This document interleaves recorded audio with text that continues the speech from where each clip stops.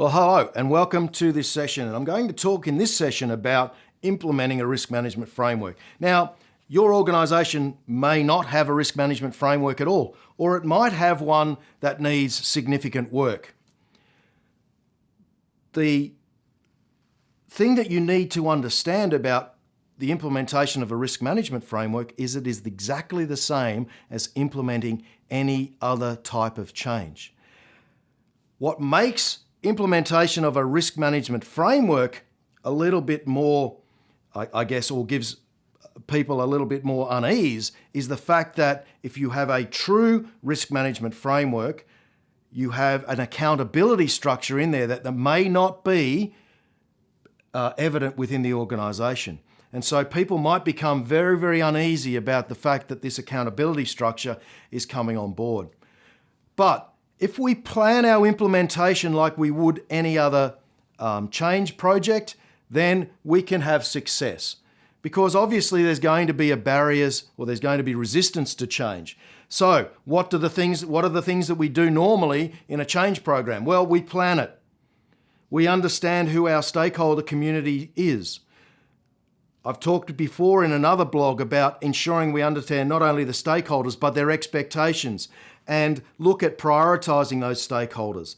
So our communication program throughout that change needs to be top of the pops, I guess is the way of putting it. It needs to be paramount in the development of our change program. We need to make sure, therefore, that we have everybody on side. The next thing we need to do is to give all of our personnel the skills necessary to be able to implement their part of the risk management framework.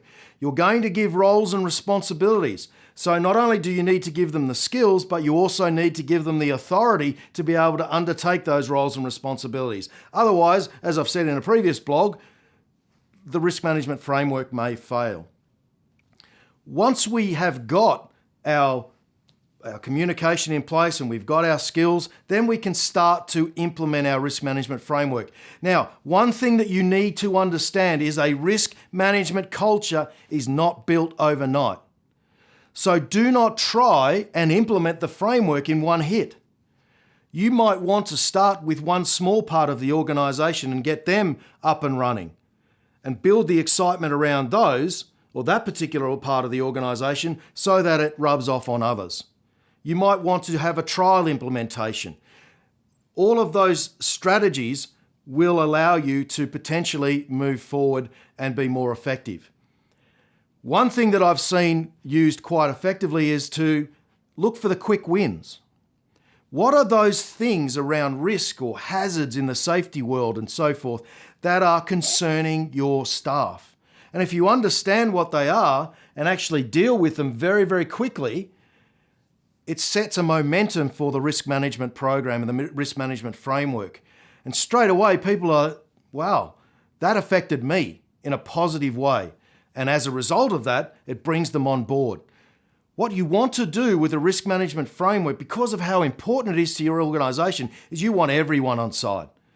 I've talked about the leadership and how important senior management support and mandate and commitment is. That is absolutely paramount as well.